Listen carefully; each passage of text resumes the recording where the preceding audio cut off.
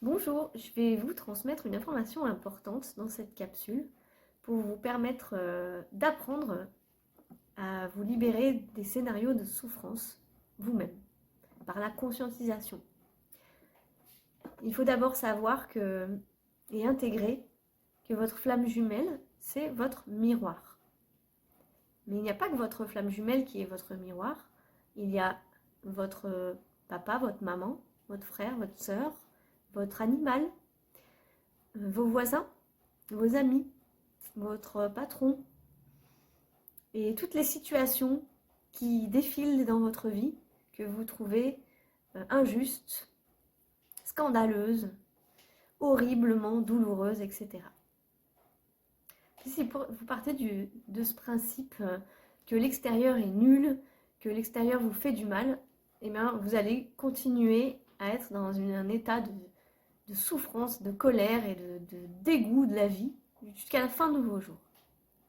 Quand on est sur un parcours flamme jumelle, justement, euh, c'est une invitation à être initié, à élever votre regard, à changer de vision et à ne plus vous percevoir comme une victime qui subit et que les autres sont horribles, de casser justement ce schéma de dualité dans lequel le monde est en train de s'étouffer.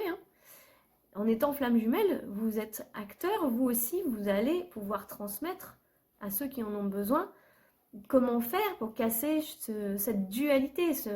Il y a le bien, il y a le mal, il y a les méchants, il y a les gentils, et nous, on est les gentils parce qu'on est des flammes jumelles, on veut l'amour et la lumière, et les autres sont méchants. Donc là, en fait, quand on pense comme ça, on est dans un nouveau scénario de dualité, voilà, qu'on continue à nourrir, à créer de toutes pièces, et après on se demande pourquoi ça n'arrête jamais.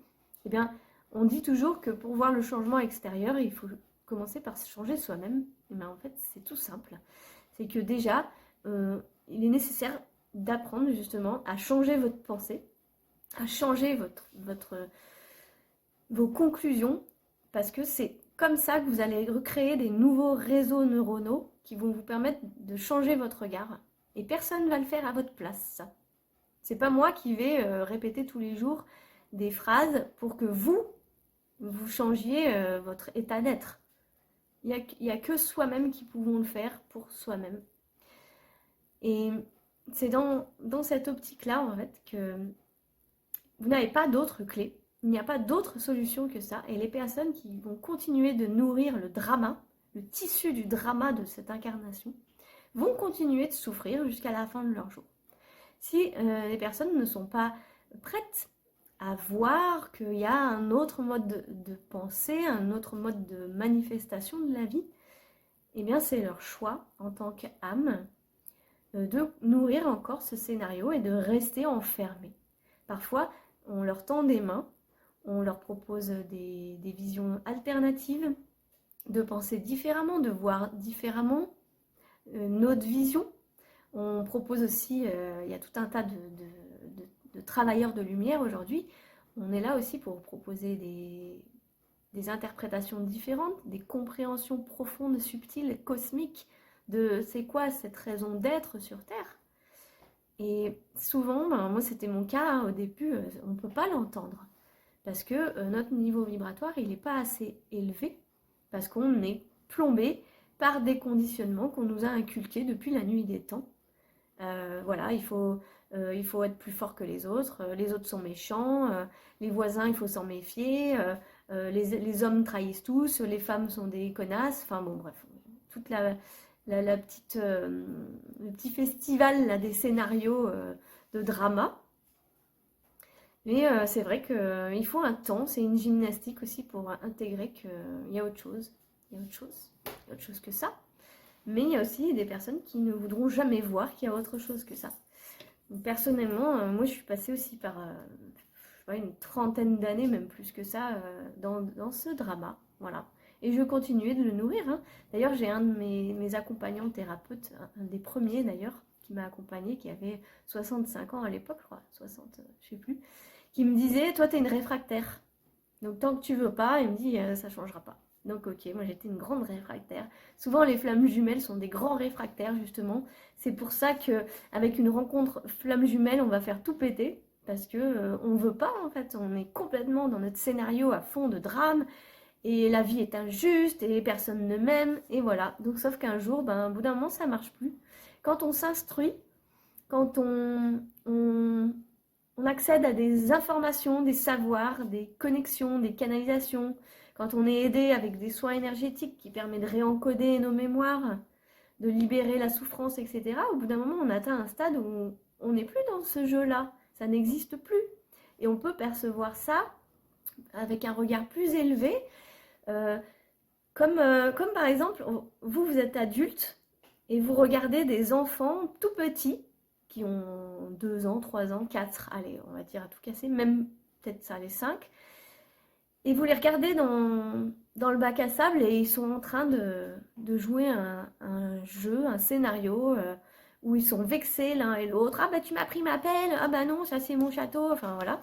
Et vous les regardez avec un regard tellement tendre, tellement bienveillant, tellement plein d'amour, et vous voyez qu'ils vont se battre, ils vont se jeter du sable, ils vont pleurer, ils vont hurler, et vous, en tant qu'adulte responsable, si vous avez en charge ces enfants-là, vous allez aller apporter du réconfort, de la douceur, de la consolation, parce que vous allez leur dire quoi? C'est pas grave, c'est pas grave. Et c'est exactement la même chose en fait. Quand on atteint un stade de conscience où on n'est plus dans le scénario du bien et du mal, on a compris que ces deux polarités dansent ensemble dans ce jeu de la vie et qu'on n'a pas le choix. On ne peut pas les exclure. Ça fait partie de l'humain en fait. Sinon, si on cherche autre chose, alors dans ce cas, c'est sur d'autres plans. Donc on peut très bien, si on a besoin de se ressourcer, moi je l'ai fait souvent, c'est de se ressourcer en se connectant à d'autres plans de lumière, à nos anges, enfin je sais pas, nos familles stellaires. Il y a la possibilité de se ressourcer dans le cosmique s'il y a besoin, auprès de notre âme sacrée aussi. Voilà. Mais on ne pourra pas enlever ce scénario dans lequel on a choisi de venir. Et tout ce qui se présente à nous, c'est notre miroir, c'est une clé, une opportunité de le transformer. Ça, c'est pas moi qui l'invente, c'est l'expérience de vie que tout le monde expérimente. Et toutes les personnes qui sont dans le développement personnel et dans l'éveil spirituel vous diront la même chose. Donc en fait, ce que j'avais envie de vous dire, c'est que essayez de conscientiser qu'en fait vous pourrissez vous-même votre vie, comme moi j'ai pu me pourrir moi-même ma vie, quand vous nourrissez l'injustice que vous voyez à l'extérieur, dans les situations extérieures, et que plus vous allez nourrir cette colère, cette injustice, oh c'est horrible, hein, c'est dégueulasse, plus vous allez lui donner du pouvoir. Donc c'est bien, amusez-vous bien, en tout cas quand vous aurez envie, quand vous en aurez marre, vous passerez sur un autre plan, et il y aura d'autres personnes qui vont vous attendre et d'autres situations qui seront beaucoup plus saines et beaucoup plus agréables à vivre. Voilà. Je vous souhaite bon courage, bonne route en tout cas.